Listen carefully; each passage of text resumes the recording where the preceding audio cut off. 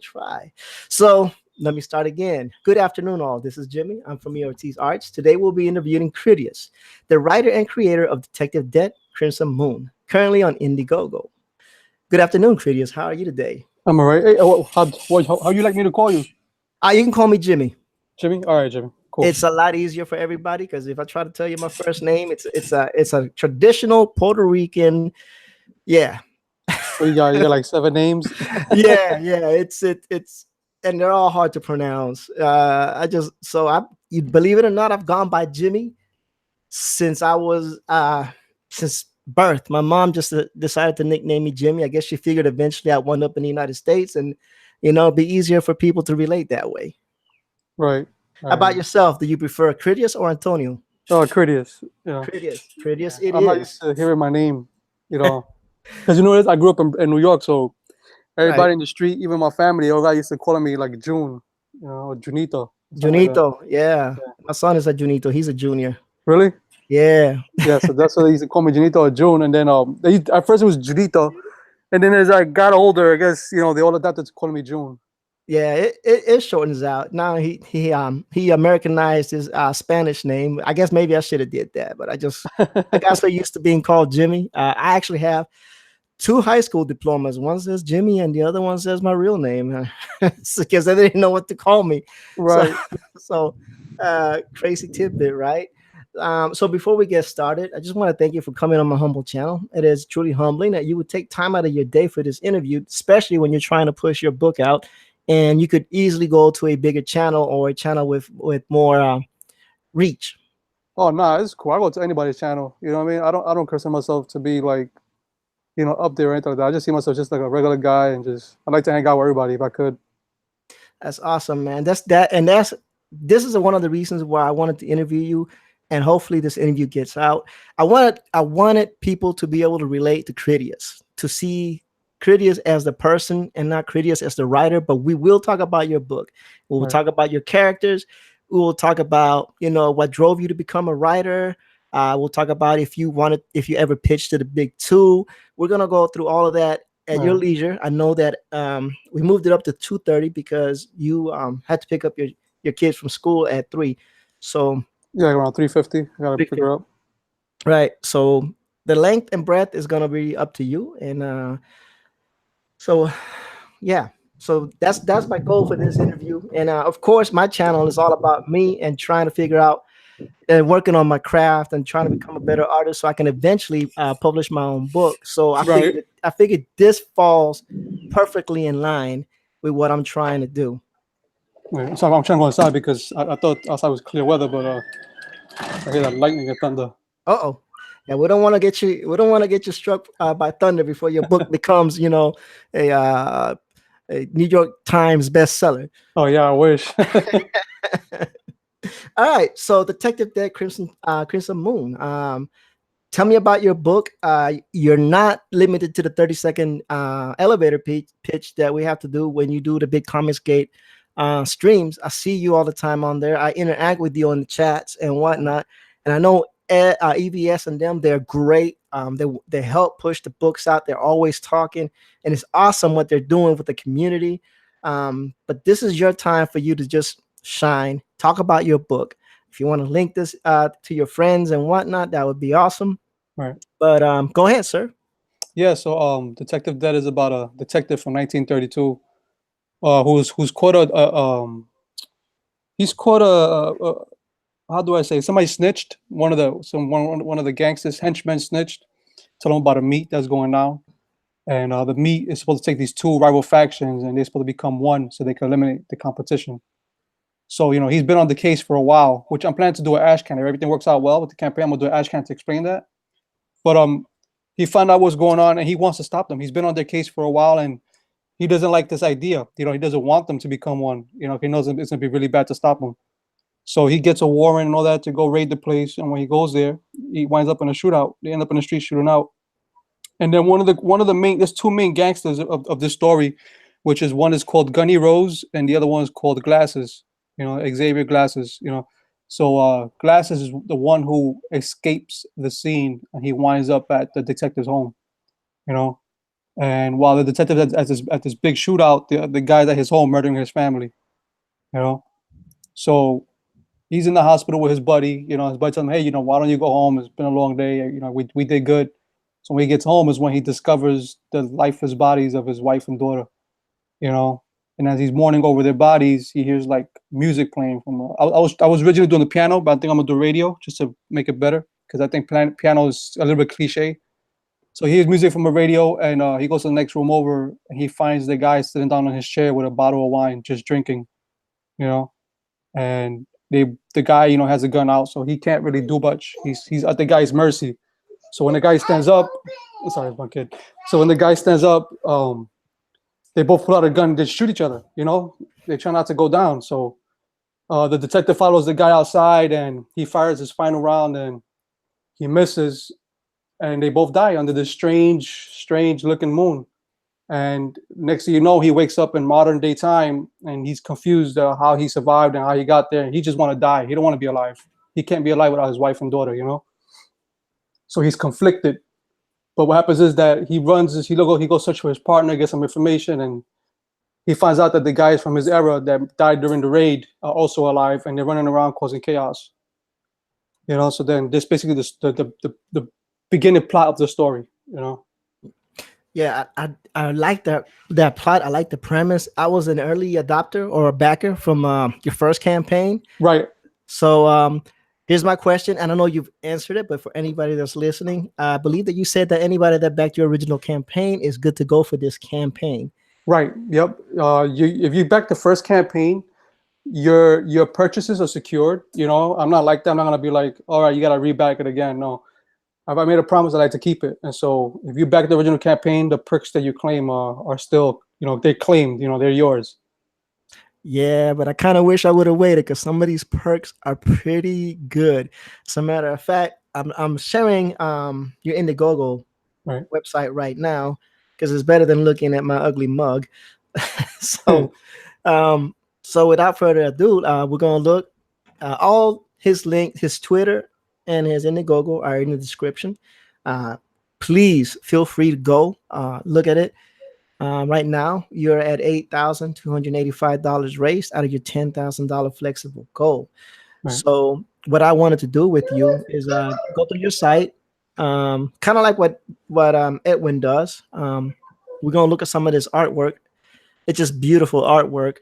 So, talk to us about your artist, your penciler, your inker, your colorist. Right. Go ahead. Go ahead. I'm sorry about that. I was going to ask, where did you find them? How did you, how did you work all the details out? And tell us about that, because I think on your page you said you had a couple of artists drop out and it's got a little frustrated. So talk to me about that part of your campaign, or that part of your aspect of trying to get your campaign running, and how you found these artists, and what range of emotions did you go through? I want people to relate to you as a person as well, invest in you so they can invest in your book. Right. So I'm all about the hustle, you know. I try to find a way to make money and to make things, you know, get the ball moving. So I hired, you know, I was emailing these artists, you know, and I found one that he did a page for me. And I wasn't satisfied with what he gave me. It was the page that wound up in my original campaign. And I wasn't impressed. So then I started like, I told him, look, I'm going to give you this page rate and that's it. But I started looking for another artist. And the other artists that I found, you know, for like 2 or 3, they backed out on me. You know, so I was like, you know, I felt trapped. I'm like, I got this campaign going, and if God forbid it becomes successful, you know, I don't have an artist, you know, and I don't know how I'm gonna do this. So I just kept looking around for an artist, and then I came across a guy called Rod Looper on DeviantArt, and I told him the whole deal. I was like, look, man, I got a campaign. My artists keep dropping out. I don't know who anybody else to turn to. I need help. You know, can you hook me up with something? You know, I'll wait a month, 2 months, anything. So the guy was like, yeah, I've done campaigns before, and I'm doing. What's your story?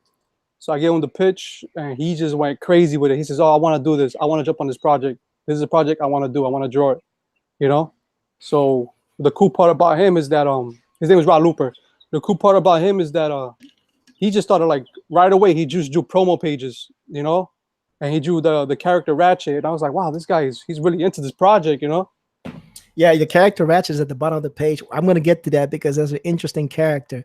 But Right. go ahead. And he fell in love with Ratchet. That was his favorite character. It's the first character he wanted to do. And I told him, and I'm telling him, I told him, like, I'm gonna tell you guys right now, Ratchet is not even like a main villain. He's just like one of the smaller type villains of the story. Like he's not that interesting as compared to the other ones that I've got created. You know, and so yeah, he just got into it, and so like back to the first campaign. So I hit $1,000, right? And I'm gonna be honest with you, like all I had in my pocket when I first started this campaign was like $200-300. So I was taking a risk of putting this campaign out there. And with the money I got from the first campaign, I paid the artist I have now to do some pages, you know. And so it's like I'm basically got started from scratch, from nothing, having nothing at all. And the first campaign failed, and I was crushed. I was like, oh man, people not gonna back it the second time around. I don't think they're gonna do it. And then Edwin gave me some advice, and he was like, hey, what you do is, right, you just get some extra pages on there, get some dialogue if you can, get a video, people like videos. So I took his advice. I stopped. I gathered all my information. I gathered the artist. I talked to him. I took I made a promo video with Ro Kabir's voice, and we put everything together. And I just waited. I waited like about 2 months. I allowed myself to build up some hype, and I was trying to get to know everybody in the community because nobody knows who I was. And networking is a major part of success, And so I networked with everybody I could through the chat, everybody through the video. I emailed Ethan for like months, and I couldn't get through Ethan. I was like, oh, this guy's ignoring me. This guy's avoiding me. I don't know what's going on. He doesn't want to talk to me. And then I see people accusing him for gatekeeping. I'm like, no, I got to understand, because I was writing for movies before. And I know for a fact that these people are always busy because they get thousands or maybe hundreds of emails and messages a day. So I was being understanding. I was like, it's because he's busy. He's got to be.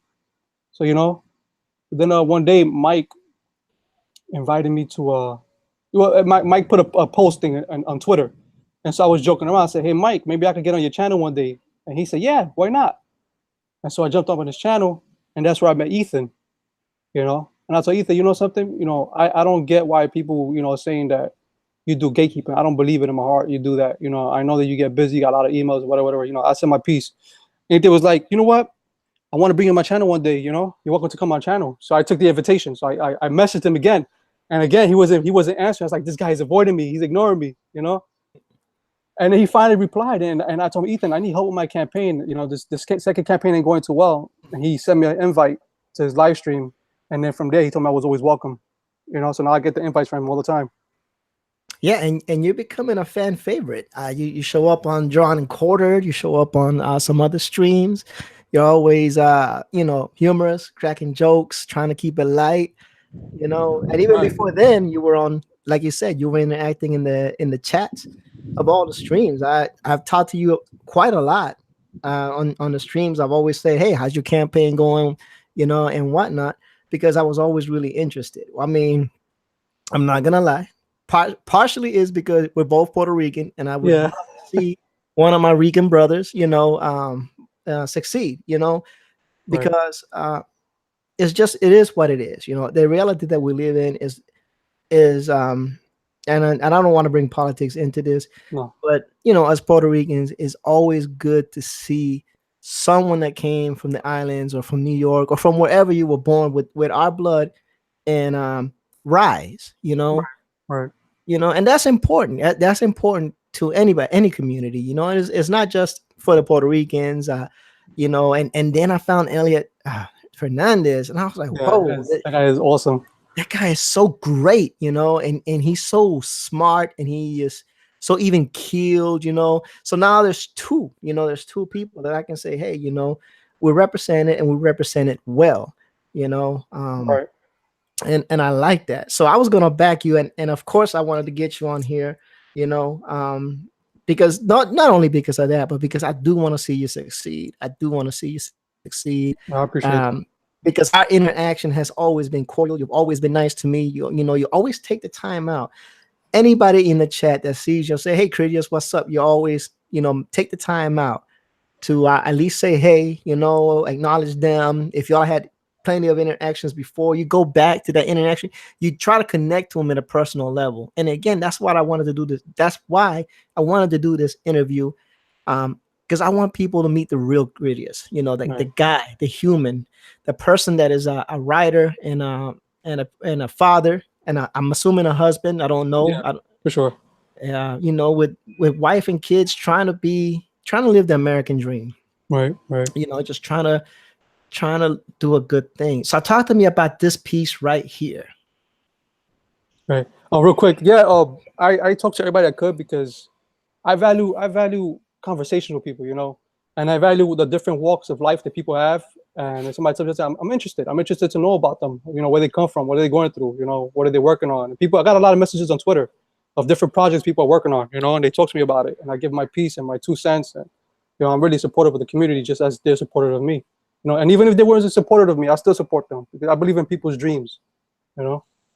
Yeah, that is one thing that I agree with you in. You know, I believe I don't, you know, I'm a Christian, so I believe that the good that you do, God will repay on you. Right. And if you're not, then you can call it karma if you wish. You know, if you Right. put out good karma out there, then you will receive good karma. You Right. know, it may not be to the level that people expect or want it to be, but you will get it. And with what you make with that opportunity, that goodness that is given back to you is really up to you. And that's what makes living this life so great. You can make what you want to with whatever you're given. You started out with $200, Right. up to $8,000, and closing in on being able to fulfill your dream of pushing this campaign out. Yep. You see what I'm saying? Right. It's a feel good story. It's positive. You know, you are like a true grassroots guy. Right. And You the thing know, is, if people are interested, I'll share the story real quick. yeah. Please. Um, so I was working for this construction site, you know, industrial construction, and so my wife was having issues. Well, she's still having issues with the heart, but she was they diagnosed her with a tachycardia and a fibrillation or something like that.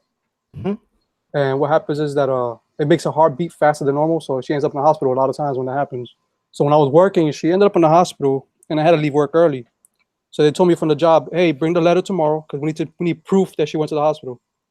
So Right. the next day I went to work, you know, and I left the letter in the car. And my foreman was like, hey, you got the letter? I was like, oh, man, I left it in the car. Can we get it? He says, no, we can't do that. We can't leave the gate. But he could leave the gate because we had a policy that you can leave the gate as long as your foreman is with you. But he didn't want to do it. So then, like, I'm going to my work day, you know, the day's almost over. And then he comes up to me. He says, hey, can I talk to you? He's like, yeah. He's like, I got to walk you to the gate. I was like, what do you mean? He's like, I got to let you go, you know? So they fire me, you know, they walk me to a human resource and they fired me last year of June. And I've been unemployed since. You know, the one who's been bringing the bread to the house is my wife. You know, and so when I apply for jobs, I don't get calls. Like just right now, I check my email. I just got denied for a job doing merchandising. Right. They told me that they found another candidate. You know, so it sucks because it's hard. You know, so then like I started like you said with $200. You know, to do something. I was like, I gotta make money some way somehow. You know. Yeah. That is tough, man. It is really tough. And I'm now that I hear the story, I'm even more glad that I went ahead and supported your campaign. Right. In my case, you know, Puerto Rico is not a rich country, you know. Right. Right. And I grew up in Puerto Rico, and I even lived in the Caserio for a while Right. until my dad joined the army and moved us all around the U.S. So I understand how hard it is to bring yourself up, you Yeah. know. Yeah. And the thing is, I'm sorry, I don't mean to cut you off. No, you're fine. This is all about you. I'm trying to give you some juice for your interview. Um, I came from a poor family in Brooklyn. You know, I grew up in a domestic violent home. You know, my father changed. I ain't gonna lie. I gotta give him credit. He changed, but you know, they're not together. He just changed. You know, through the years, and I guess the regret got to him. But I grew up in a domestic violence home. You know, and I wound up in two different shelters with my mother and my brother and sisters. You know, and we thought things were gonna get well because they got back together when I was like 13. That lasted to like another 3 years, and they split. You know, and my life has been hell. You know, I've running around in the streets. You know, I don't even know the Latin Kings. Yeah, I know of the Latin King. Hey, Right. I am Puerto Rican. I know Yeah. about the Latin So I ran Kings. around with the Latin Kings for a while, you know, and then one of my friends got killed, and so I was like, I started questioning myself, and I was like, dude, this is the life I want to live. And then I started going to church, and then I slipped from church and ended up back in the streets again, you know, and my whole entire life has been downhill. you know. And then I met my wife, and I tried to fix my life up. And I enrolled myself in college at the age of 30, I think, was it 32? I enrolled myself in college, you know. And I felt so regretful. I'm like, I'm so old. What am I doing going to college? I should just be going to work, you know, looking for work and working hard. But I did it anyway, you know. And it's been a struggle. It's been a struggle.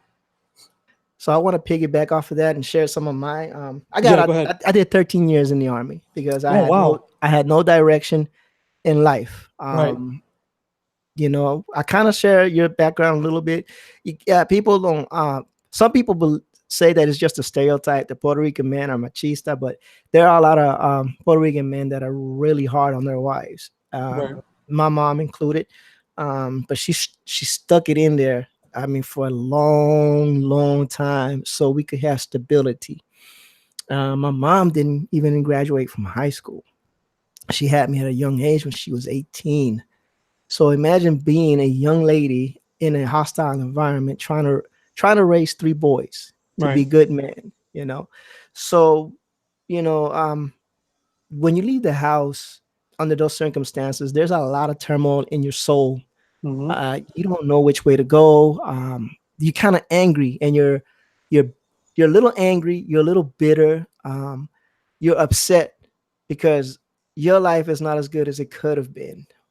But in your case, you stepped up and made something because we have to hold accountability for Right. ourselves. Yep. I joined the Army. I'm third generation Army. My grandfather, my father, my stepfather, my Oh, wow. uncles. You know, we all served. Right. We all served.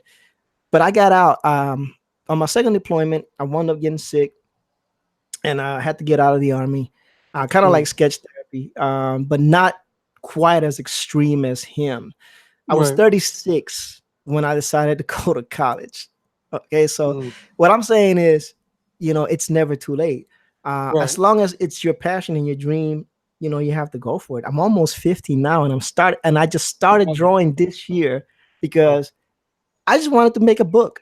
And I don't care if it flops, and I don't care. And if it succeeds, great. So I'm gonna keep practicing. I'm gonna keep drawing. I bought equipment, and I'm pushing myself every day to draw at least something or Nice. sketch something. Because Right. eventually I want to push my own book out. And it's just because it's a challenge that I want to do. Is that how you feel about your book? Yeah. Yeah. You know, I have failures. You know, okay, so I wrote a screenplay called Sword and Stone in 2011, and it took me about 2 or 3 years maybe to get it right. And so I was trying to get an option, and Amazon Studios almost picked it up, and they affiliated with Warner Brothers Studio, and I got excited. You know, I was telling everybody, "Oh man, they got an option it. They got an option on it. Can't wait. I hope they option it." And then I got an email or message saying, "Hey, you know, they decided to pass on it," and I was upset. You know, I was like, "Oh, I felt crushed." And then before I started seeing Ethan, right, with his Star Wars vision, all that. You ever seen the movie The Wraith I don't with think I'm Charlie familiar with Sheen? that. It's about the ghost car, like it goes around killing people, like racers, and it comes back, it fixes itself back up, and it kills more racers. Anyway, so it was written in the 80s. It was a really successful movie. Well, kind of successful. And I contacted the creator, the owner of the movie, and he said, yeah, you can write it. Go ahead. So I was writing a reboot. But as I was writing, I was also enrolled in school, right? And I was doing bad with my grades. And then I just went through this dark place in my mind and in my heart. You know, I felt depressed. I was like, is this gonna be my life failing at everything I do? Because I had a bad time growing up, and every time I do something, it doesn't turn out the way I wanted. Everything goes horrible for me. You know, my life is horrible. You know, like pitying myself. You know, woe is me. Right. And Right. I was just so crushed. And then I saw Ethan, right, start doing these Star Wars streams, and I was watching it just because I was trying to find a way to escape what I was feeling. And then he started talking about Cyberfrog and how he got the rights back to Cyberfrog and what he had planned for it. And that kind of started catching my attention. I was like, I'm going to keep an eye on this guy. So then next thing you know, he released the campaign. It was so successful. And that sparked inside me a fire. Like, this guy took a risk. He doesn't know if it was going to work out for him, and he turned his back on the industry, something that was putting bread and butter on his plate. And I was like, I'm going to try to take a risk. I'll take a risk. So then that's when I started with the $200, and I jumped into Detective Dead, which is a story I wrote like 4 or 5 years ago. I just put it away because I wasn't interested in writing for comics.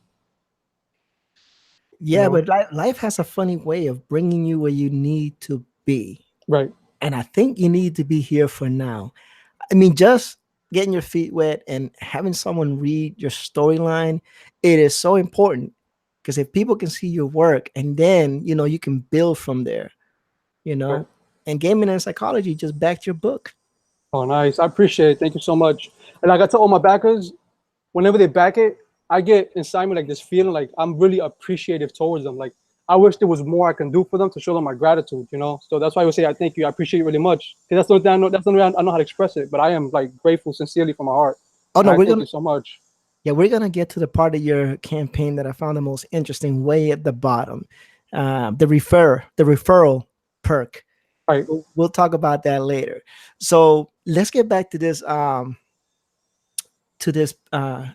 right here. This is Detective Dead coming home, if I'm not mistaken, Right. after finding his family that has been murdered. So walk me through this piece. Talk to me about why it was drawn this way and Right. Originally, the image was supposed to be where we're facing him directly, like the camera's facing directly, and we see him. We don't see his face. It's just basically the hat covering his face.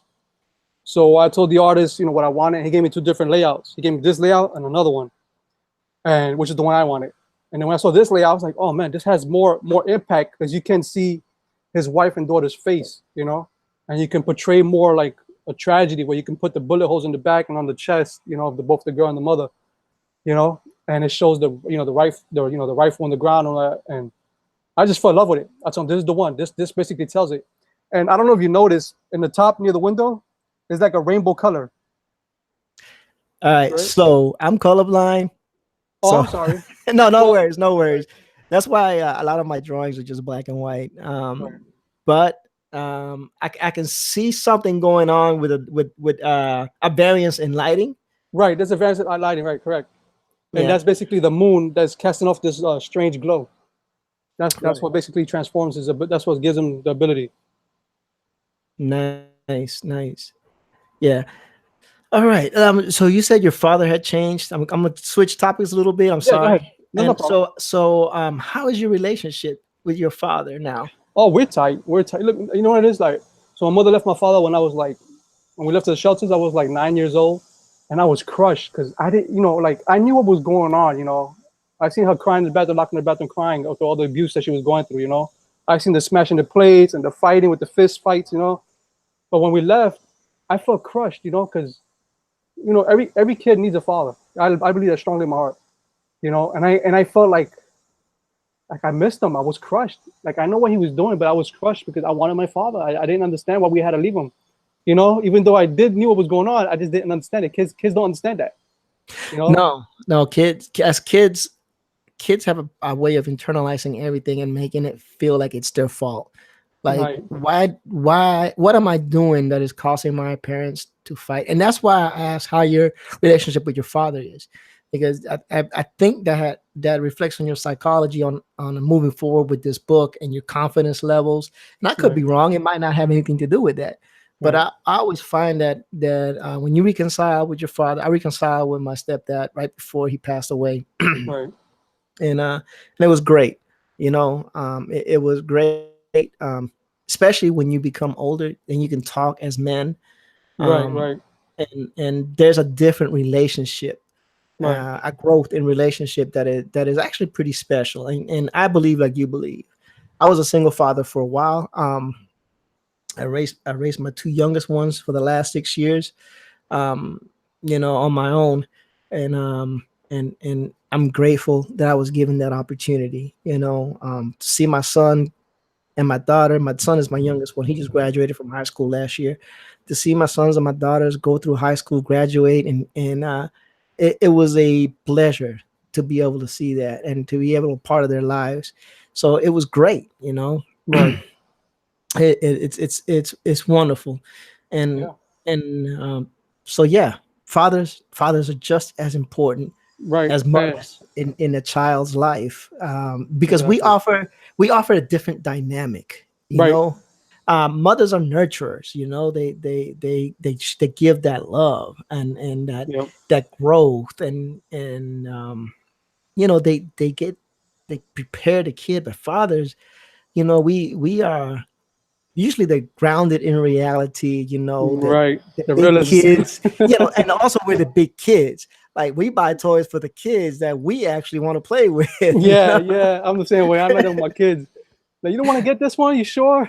Like I want to play with that toy. Why do you not want to buy this toy? Yeah. So we offer that. We're like the big kids, like we keep kids keep us young, and we keep kids, moving and exercising. And that, and that's not to say that mothers are not that way. I'm just saying that in a general overview, at least in my family, you know. So talk to me about this piece right here. It looks like they're at the docks.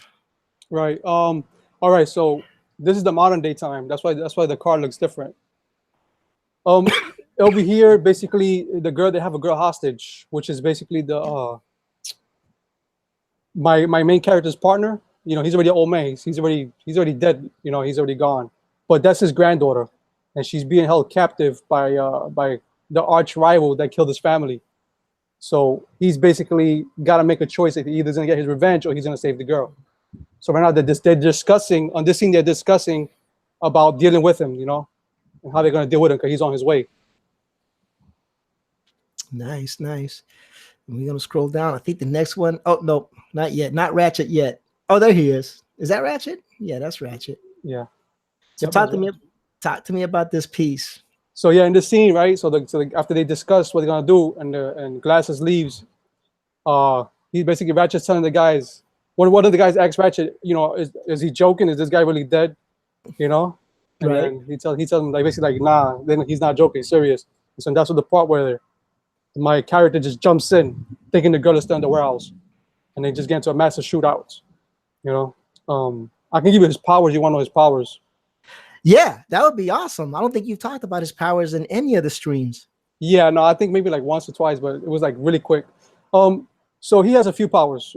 He has moderate strength. Like he can rip a car door out, but he can't stop a car from like not hitting him. Right. He can pull out any variety of weapons from his trench coat, from inside his trench coat. Oh, nice. It just materializes. That's all it does. And then he can jump inside the shadows and out of shadows whenever he desires. Right. And I think there's one more. I was reading it last night. If I watched, what was it? Okay. He can track. He can track. You know how detectives like to like investigate and track people. Right. Well, one thing he has, he can touch a certain spot of a certain, I guess, event that took place, and he can track or at least see somewhat of where or direction of where is that people are going or what they're doing. Oh, cool. So that's how he finds the girl. Because I had to find a reason to explain how he finds the girl. Knowing that he's from another era, he gotta find a way in a new city. Right. No, that makes sense. I mean, okay, here's a list of your artists. So you Right. got your the funds will go to the penciler is Rod Looper, and your inker is Carlos Eduardo. Colorist is Kamui Ayami. If I messed that up and she sees or he or she sees this, please don't be mad at me. I am Puerto Rican and English is my second language. Letterer is James Reed. Yeah. I want to give James Reed a try with these 2 pages I got here to see if I like the lettering, and then maybe give him a job from there. All right, we're gonna go to Ratchet, and then we're gonna come back to other ways you can help because I find that this is really, really interesting topic. So let's get to Ratchet. Look at this guy right here. Now, for those of us that play video games, and I'm sorry, I'm not trying to insult your character, but he looks like a warlock from Destiny, crossed up with a Scottish golfer. Yeah, that's funny because his clothes supposed to look like something from the 1930s. Right. And that's the type of uniform or whatever they used to wear at that time. Right. It is an amazing uniform. I like the combination. He is a bad looking character. Bad in a good way. Bad meaning good, not bad. No, I know, I get it. his arm, right? So yes, even the villains have special powers. So in his arm, he can shoot like a flamethrower. Right, his fingers can shoot like bullets, and there's something else he can do. What was it? I'm still working on it, but I want to make him a threat, not give him too much easy. Right. You want to make him challenging enough so that when the hero overcomes it, it feels like the hero is a hero. Right, exactly. And the guy with the glasses, his powers are like, what's it called, telekinesis, where they can control things with their mind. Right. Right, so that's what he got, and he can create like a force field around him. You can't really see it. Nice. All right. So this is the most interesting part for me, and Right, and the most intriguing part, and in a way that I see that your kind of your generosity or your humility shows through, and it's kind of also a smart marketing strategy. So other ways you can help: how to get a free copy. If you cannot support Detective Death financially, it's all right. This is what you can do to earn a free copy. Share this Indiegogo with your friends and family. Once 3 copies are sold to your friends and or family, you earn yourself a signed copy of Detective Death, right? And of right, course, you have your disclaimer saying, hey, I'm going to verify to make sure that, the people that you say bot, and that you say who you say you are, right. which is awesome. So what inspired that? What brought that on? What Because I can't expect everybody in the community to have money, you know, or I can't expect, and there might be some teenagers that might be interested, 17-year-olds will probably want to pick up the book, or adults that they want to get the book but they're financially tight, So I said, how can I get people free copy, And I figured, why not do it through like getting family members or friends invested in the project and get them some a free copy. Because I want everybody to get a copy. I want to sell. You see, my goal is not making money. My goal is about getting as much as this book into people's hands to build an audience. Right. And hopefully, if this video gets recommended and it takes off, it'll help you build that audience. It's kind of hard with 10 subscribers. I'm not gonna lie, but I really appreciate you coming on. Now I'm gonna share this on Twitter for sure. Yeah. So you got your. So I don't want to. I know you got to leave in about 40 minutes. I'm gonna try to it's all right. start the wrap up because I want to go through your perks, and Right. nobody can explain the perks better than the person that set up the campaign. Right. And speaking of the campaign, I wanted to ask you, how was it setting up an Indiegogo campaign? Were there any challenges? It's always challenging. Are there any specific little tricks? Are there some things you have to look out for? Right. What was that like? When I did the first campaign, I had no idea what I was doing. I jumped in it headstrong, and that was my mistake. I should have like really, really sat down and researched and observed other people's campaigns and figure out from there. But I didn't do that. But this campaign, I sat down, I looked at everybody's Indiegogo campaigns, and I took some notes, and I saw what they were trying to sell and what they were giving. And one thing I noticed is that they didn't go all out. They didn't go say, hey, you're going to get cups, and you're going to get shirts, and you're going to get posters, and you're going to get T-shirts, and I have some of those things in my campaign, but I didn't go crazy like I did my last campaign, where I was offering like a number of things. I was like, man, if I'm going for this time, I'm gonna have to need like $80,000 to do that. I wasn't thinking. I was like, I'm gonna make a successful campaign, and I should never thought like that, because you're not sure of your success. You're not guaranteed success. No, you never are, but you can at least give it a go. Right, and so I made a mistake of doing that, and so this campaign, I observed everybody, and I learned, and I said, you know what, I'm gonna make a reasonable goal, which is 10,000. And I'm not gonna lie, I might have to pay the artists and the other guys out of my own pocket, which I'm planning to do that. But I decided to set a low goal just to get people to invest in the project, and then when I release the second issue, I'll probably have more people come in. But the way I got it set up is just basically where it's cheap enough and it's worth every dollar you spend. Right. I didn't want to make. Go ahead. No, I'm sorry. I wanted to interject that it is a 104-page book. Right. So it's not a 48-page or 12-page or a 24-page. It's a pretty decent sized book. Right.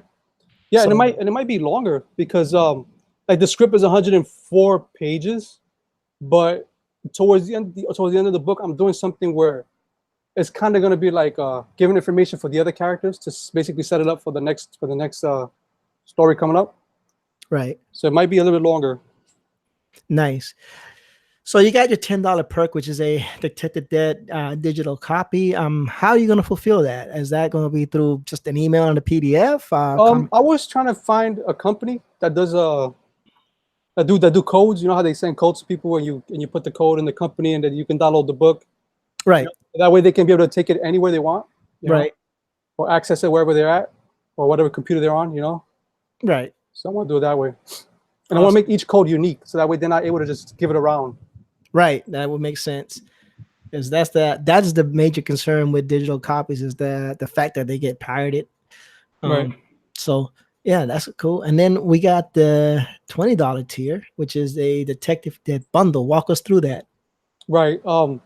So the digital copies for those that they don't want to spend too much money on the campaign. So I'll just throw a digital copy for $10, and then the bundle is basically like you're basically getting the digital copy free. You know, Right. because I value the digital copy at $15, at least from the people I spoke to. And then the physical copy is basically $25, but I decided to give it like $5 off. Right. And then that's about it. And then and then I figure since they got to pay for shipping, why not give them a free digital copy also? Yeah. So the digital copy, is it gonna be it'll come out before the book, right? Or are you gonna try to set up everything at the same time? I mean, because when you mail the book was not gonna get there, depending on where it goes, for another 3 to 5 days. Exactly. I'm gonna release the digital copy first. As soon as the book is complete, I'm gonna send it out there to everybody, so that way they can all jump in and read the issue and critique it if they want to critique it. Right. And when they get the books, they can either destroy it or frame it or keep it or whatever they want to do with it. Not planning on keeping them. I've invested in quite a few of these IndieGoGo campaigns because I am really, really intrigued about the way the Comicsgate is doing things. I'm not buying into into all the anti-Comicsgate and hate, and I'm not also buying into not buying Marvel or DC. I still love some Marvel and DC books. Right.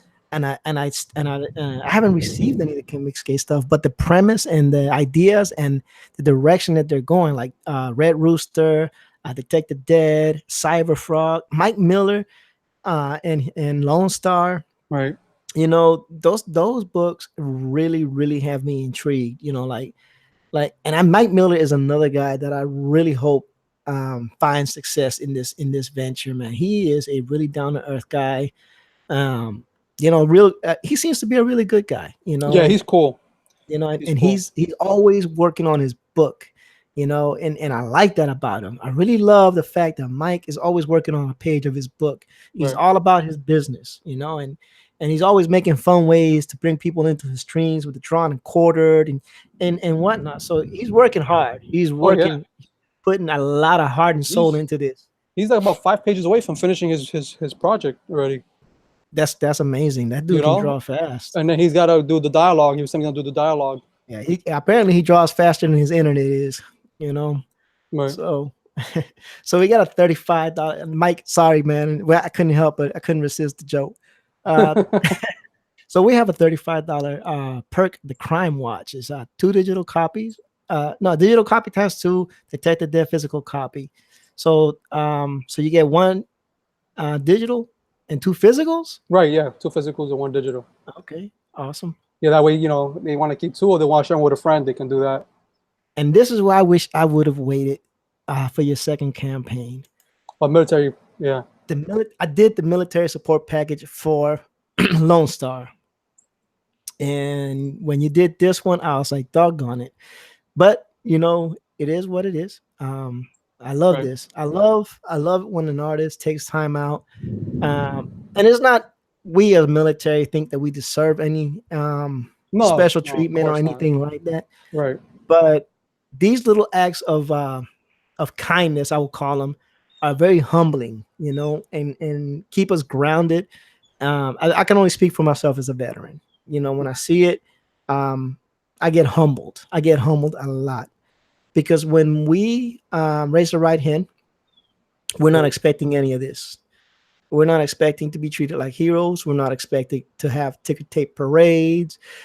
We just want to serve our country, and be the best people that we can be for the most part. There's bad apples everywhere, but for the most part, most of our soldiers are so selfless and dedicated. Of course. Yeah, I was in the Army in 2006. So Yeah, it didn't work out though. The same year I was gone because of my wife and some issues that she was going through, and I got like a Red Cross message and got discharged that way. Yeah, the Army is tough. Less than 3% of the U.S. population can make it into the service. Right. People don't know that it's harder to actually. It's easy to go to the recruiter station and sign up. I wrote Good. to the White House. I wrote to Trump, and I explained my situation, what happened in 2006, because I was trying to go back in, and they were having give me some issues that my wife and I had to go sit down and go see a therapist and get a letter saying that everything's to be okay when I leave again, Yeah. So I wrote a letter, and they wrote back to me, and they contacted a recruiting station nearby me, and they got in contact, and then they're telling me, yeah, we're gonna try to get you in. We're gonna try to get you in as a what do you call Waiver. that? A lieutenant, second lieutenant or something like that. Second lieutenant. Okay. Right, OCS and all that. And I was like, oh, all right, that sounds cool. But I told the guy, I said, look, I don't care about OCS. You just get me in.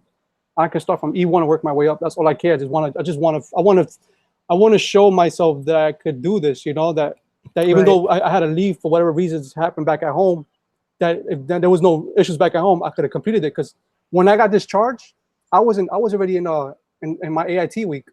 Right. So you were just right. You just in like Right. fresh recruit in.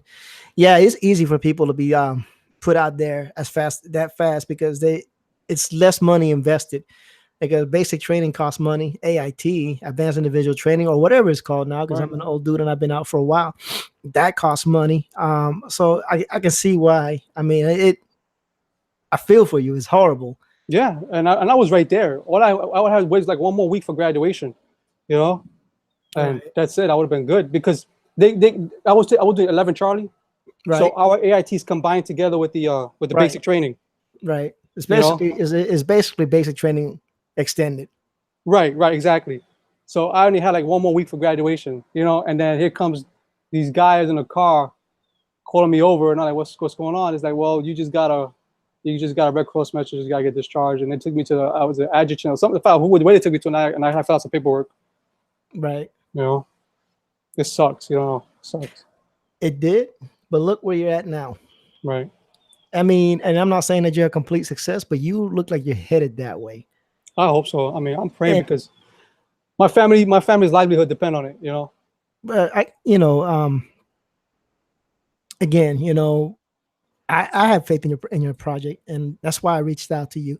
And I don't have a big channel, but if we can get this out and people can hear your story and connect with you on a personal level, as personal as you can get online, Right. you know what I'm saying? To know the real Cridious and his ups and downs and all that, and hear your passion because you're really passionate about Right. this story. I'm I'm really passionate, and it's like you said, you don't know what God has planned for you in life, And the thing is that before I moved down to Florida, I moved down here in 2016.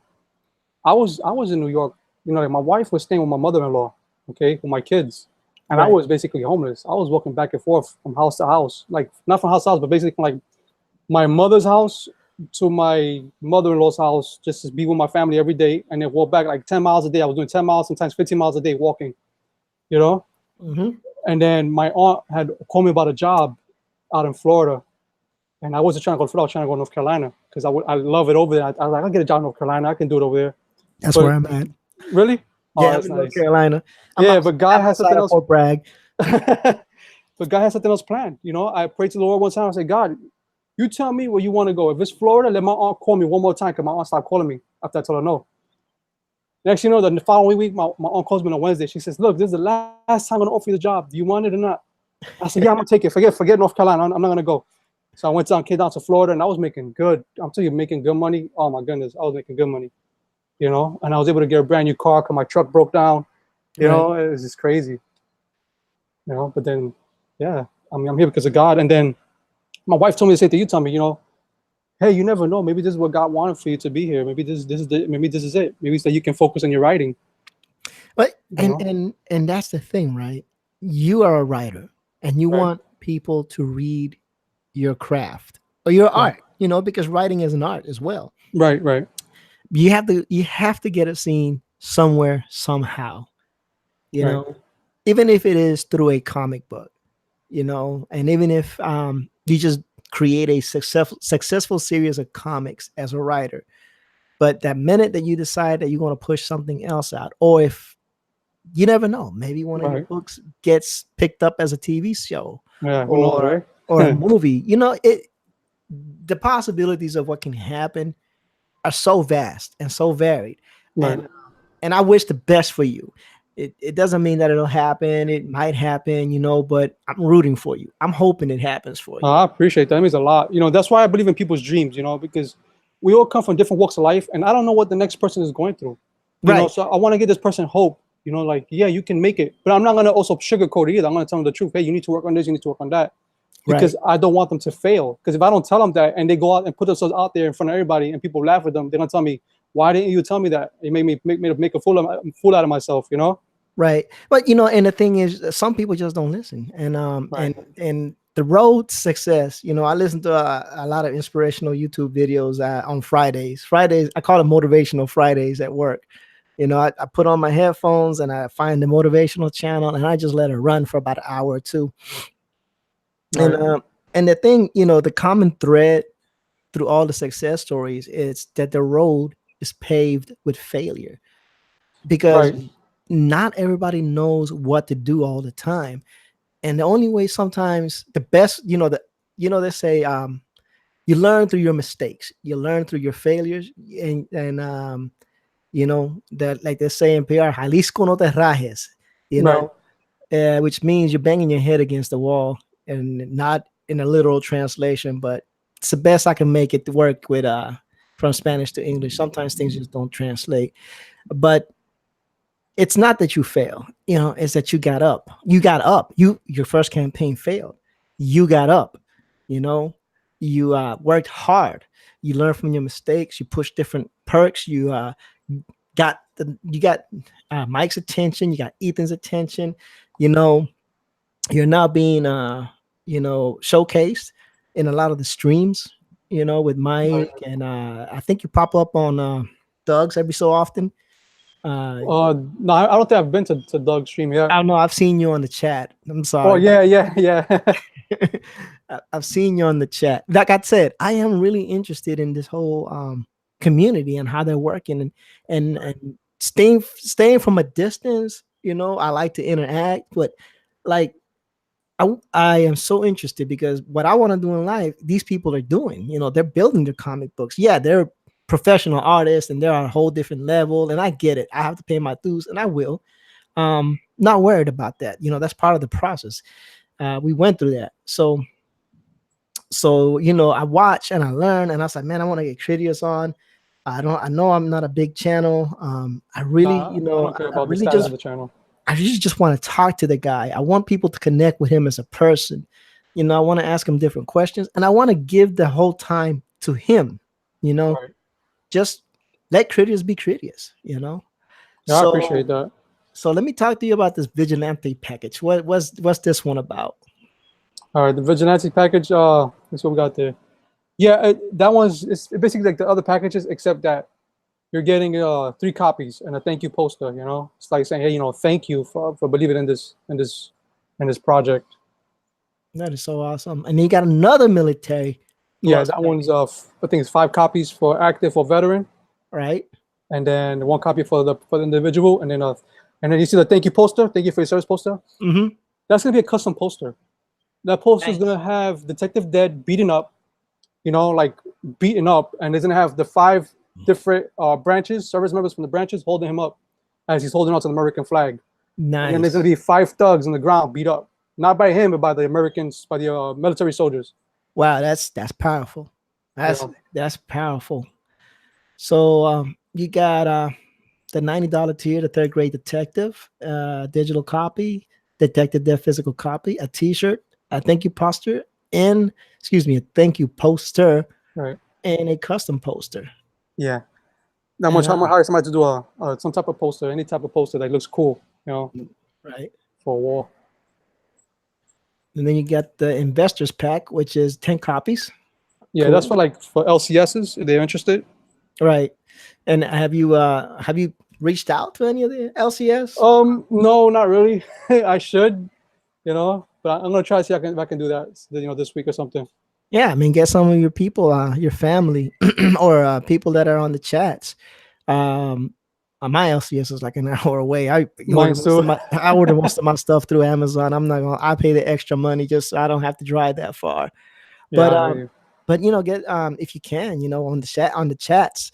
And if people ever listen to the stream, that I hope they do, hey, Go to your local comic store, the LCS. That's what it stands for. Right. And talk to them about this IndieGoGo campaign and tell them that you're interested in receiving the book, and Right. see if they will order them for you, Right. because that's business for them. Yep. And, And I giving them the books at a wholesale price.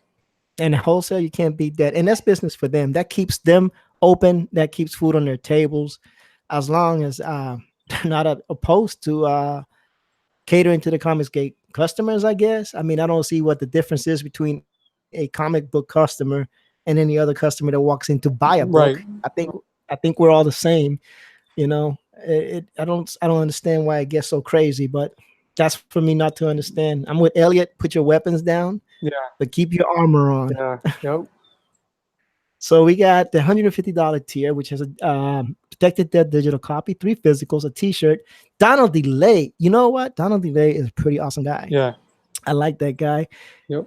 Before he was officially Comicsgate, he was one of the first people when I first started my Twitter, when I started trying to push my art out. He was one of the few people that was real cordial to me when I followed him and started talking with him and Nice. making fun of him about pineapple pizza.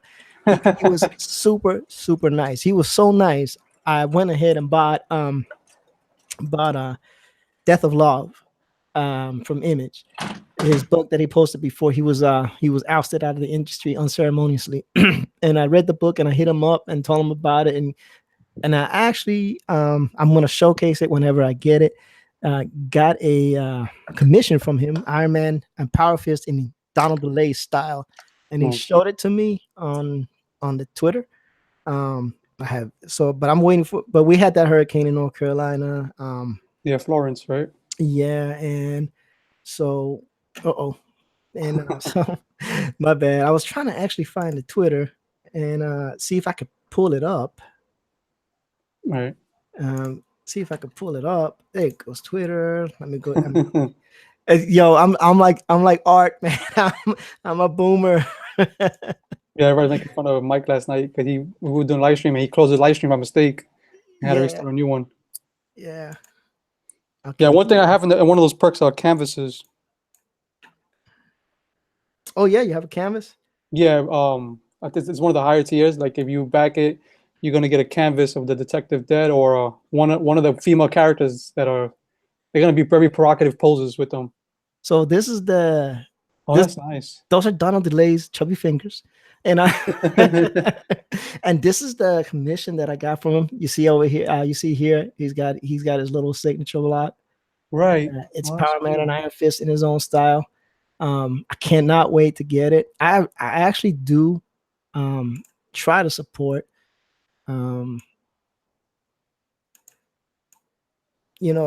the artists that are kind, that talk to the audience, of course, and are nice, and I because I feel like they're not gonna make money till their campaign is goes through, so yeah, if I can help, if I have the funds to help, then I'm gonna try, yeah, I hear you. I'm gonna try. Okay, we got the 500 tier, which is Detected Dead digital physical, 2 t-shirts, Scarlet Bee canvas. That's the way you were talking about, the canvas, right? And that's 3 more. That's one of the villains. And 3 more items to be determined, or no, they're there. The items are there. Oh, the items are there. If you click it, it shows what they are. Oh, shoot, I lost it. Donald DeLay cover. Okay, so Donald DeLay is involved in this pretty intensively. Yeah, he's gonna be doing a cover for me. I approached him like 2 months ago before I ran the campaign, and I asked him, "Hey, you think you could do a cover for me?" And he said, "Yeah." So I secured his and then I put into the campaign. That's awesome. That is awesome. Donald is a good guy, from what I can tell. The Scarlet Bee she's gonna be a nice looking character. I think people are gonna love her. Yeah, he's a good guy. So, what is the difference between these 2 tiers? The Die Henchman and the. Okay, I guess I gotta read the description. Never mind. Hold on. So, die bad AZ Henchman during the raid. 60. Okay. Right. You die a henchman, and then the other one you die a cop. Okay, I see. So that it'll be like a scene focused on both the henchman and the cop killing each other. But it's gonna be like whoever buys the perk is gonna have their face, put on those individuals. That is amazing, dude. Supervillain. Yeah. Read description. Yeah, the anti-hero supervillain. Basically, what that is that I'm giving somebody an opportunity to become a permanent character of my universe. Nice, nice. I think we have covered all the perks in of your book. I think scroll. I'll refresh, even though just for dramatic effect. I got that from Cecil. Yeah, I saw that, and it was hilarious. It was hilarious. It was hilarious. I see you got 11 days left. You're 83% of your goal. Yeah, I might extend the campaign because I'm getting people telling me that they want to back it, but they want to wait for next week, or they gotta wait a little longer. So I'm considering it. Right. So I'm trying to see if I can get enough, extend the campaign for me to do it. So yeah, if you can do it, yeah, I would suggest that this time around you could either extend it or put it into the store for a minute. Give time for people to catch up. Right. I mean, the thing is that if I extend it, I'm not planning to close the store. I'm gonna leave the store open because I'm trying to get these books out by April. Right. So what I'll do is I'll leave the store open to maybe February or January, and then I'll close it down, and then whoever got it didn't, it's gonna be hard. I'll just do a second print in the future, if anything. Nice.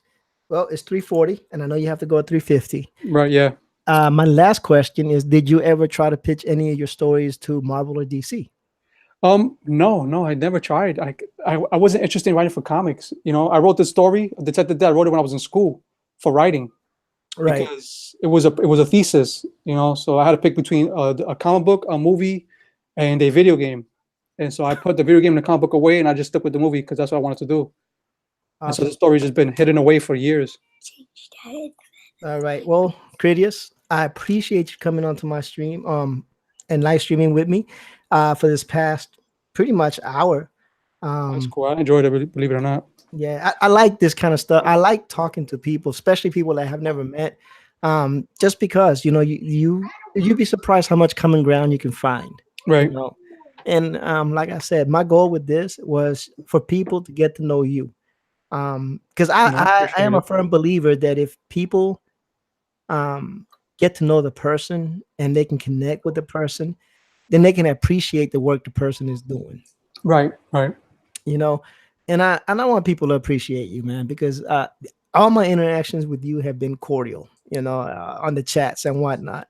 And I was like, dude, I gotta get him on and talk with him, and hopefully people will see it, and hopefully your campaign will be fully backed. I don't have the power or the reach of an Ethan Van Sciver, but I do have 10 people. So if 9 more out of the 10 people on my channel buy your book, I will call that a success. I appreciate it. I'm going to definitely share this on Twitter, but I appreciate you having me on because, you got down to the core of what made this book be, and, you got to know me better, and I appreciate that a lot because I don't really get much asked a lot about my personal life or anything like that. So that's really, I appreciate that. Well, that's what I wanted to do. And if anybody else allows me, like Donald DeLay or anybody else sees this and wants to do it, I'll be more than happy. And then of course it'll be up to them to share it with their audience. But I could DM Donald DeLay for you and let him know. It's up to him. I know he's a busy man and he's doing great things, and he's been on a couple of streams, but this is a lot more personal than being on Ethan's channel because Ethan has so much going on. Yeah, I feel bad for it sometimes too. It's not as powerful as being on Ethan's channel, but it's a lot more personal. Right. He has to do with a lot. A lot of, like he said, he has to deal with promoting people's book, and then he also gets attacked on the other side of saying that he's not promoting enough books. So it's right. It's tough. It's tough being Ethan.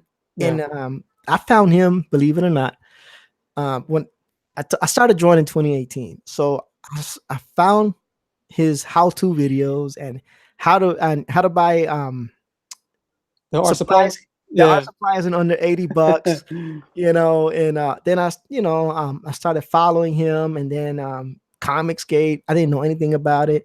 He started talking about it, and he started talking about Mike Miller. I started following Mike and Doug, and then of course I knew about Donald because I had already been interacting with Donald on Twitter before all this madness started kicking off. So it's been great. I mean, I love it. I love to see the artists. Who I'm really beginning to like a lot is John Malin. John Malin, yeah, he's cool. I watch his Twitter feed, and he is doing so much to signal boost a lot of the books. Yeah. And he's even having shows, and he's boosting a Yep. lot of books. I Yep. think he's picking up a lot of the slack, or helping Ethan out, whether he's doing it intentionally or not. But he's helping Ethan out and getting the word out. And I really like his attitude, and I like his sense of humor. I pick on him about drawing quarter whenever I can, saying I'm always going to vote for Gary. And he takes it in stride. I don't even think he cares what I say, to be honest with you. But again, thank you for joining. Humphrey Bear jumped on, and I didn't even see him again. That's the second time that I've done that to Humphrey Bear. What's going on, Humphrey? Yeah. So I don't know if he's still on, but that's amazing. Oh, look at Humphrey stayed on. Hey Humphrey, are you still down for whenever I get that Stardust book to do a co-op review? Because I'd really want to review some of his comic books once they start coming in, and Yeah. I would really love to have someone other than me doing all the talking. Yeah, I hear you. I went for my Stardust book. I told NASA, "Where's my book at?" He's like, "Oh, I don't think I'm mother yet." I'm like, "I'm gonna kill you, man." Yeah, I'm really interested in that book, and I definitely want to do a review. I haven't figured out how I want to do it yet. I might Right. just scan some of the pages in and blur out some of the words, so I don't give up too much of the information in the book. I don't know if Right. he's planning to relaunch it to the LCSs or not, but it will be interesting to see. Yeah. I Yeah, know for sure. it's his first book, and it'll be interesting to see how well or bad, or how he did. And for him, there's no way to go but up, I think, because he Right. did his first book. Now he's doing a second book with Donald, and it'll be interesting to see. His writing is his writing, and then the different artists are the different artists. So it's a lot of contrast, but I see good things for him. Yeah. Yeah. He's gonna do good. Yeah. Yeah, Dr. Humphrey Bear is in the house, man. You are greatly appreciated, sir. Thank you for joining us. Yeah. Thanks for coming, Humphrey. I appreciate the support.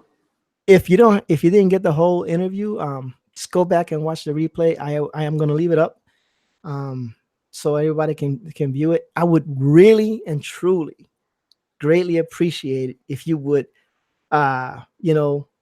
tell people about the channel, about the interview. Have them please like and subscribe. That would be awesome. Right. And if they do, and I can continue to build an audience, maybe I can get more people like Cridious on and do, a real in-depth interview of the person, and let Right. people connect to them. I think a lot of people would like to do this because you get to know somebody, and people like when people get to know them, because everybody has stories to tell. Everybody has stories to tell, and they want to tell it, but society's so caught up into themselves that they don't really ask about the next person's story, or show interest into their life. Saying he has to refresh it. Oh no, I have it on delayed. I'm sorry. I put it on slow mode for the post because I didn't know how many people were going to join, and I am so bad at this right now that I have a hard time keeping up with everything that's going on and reading the post. So it is not your fault, Humphrey Bear. It is my fault. It is my fault. I have it on delay. Yeah, no, it happens to me too. Like when I'm like on the bigger streams and there's like 1,500 people on or 300 people on, I'm like, I can't read the chat and listen to what these people are telling me. I'm gonna get distracted, Yeah, it happened when I last time it happened. Humphrey jumped in. He's kind of supporting me, man. I'm kind of digging that. He's jumped on both of my live streams, and the first time I completely missed him, and I felt so bad. I had to apologize to him on somebody else's stream on the chat because I feel bad. I feel like if someone takes the time out of their life to jump in on one of my live streams, and this is only the second one I've done. It's not like I've done a whole bunch. Then Right. I feel like they deserve the respect to be, acknowledged and recognized, and be welcomed into the stream, because time is money for a lot of people. Oh yeah. And no one knows that better than you. Now that you're out here trying to push this book out, your time is money, and that's why I said thank you so much at the beginning for joining, because you could be doing anything else right now to promote this book, but you sat down and talked to an unknown, and we had a great conversation. Right. No, I'm an unknown too. Not to me. To me, you're like a folk hero right now. I You know, appreciate that. I didn't waste, this. I made money. I got psychology and gaming who backed me up today. So that's a big side, to me. That's a big plus. you got a backer. One backer out of this stream. To me, that is a win. That is more than I expected. That's more than I even promised you. Trust me. That's more than a win for me. That's more than I promised you. When I hit you on the DMs, I was like, look, I can't promise you a big audience. All I can promise that it's going to be about you and you alone. It's going to be a chance for you to talk about whatever. Hopefully, that is what you were able to get. Yeah. I really appreciate it. You don't know. It means a lot to me. It means a lot to me that you came on. Now we got two humble people trying to say, who appreciates who more. We're going to end this by saying we appreciate each other mutually. And we appreciate Humphrey Bear and Psychology and Gaming. Oh, excuse me, Gaming and Psychology and Science for joining in live. Yeah, I appreciate it. Thank you guys. But he has to go pick up his kid at school. It's 3:50.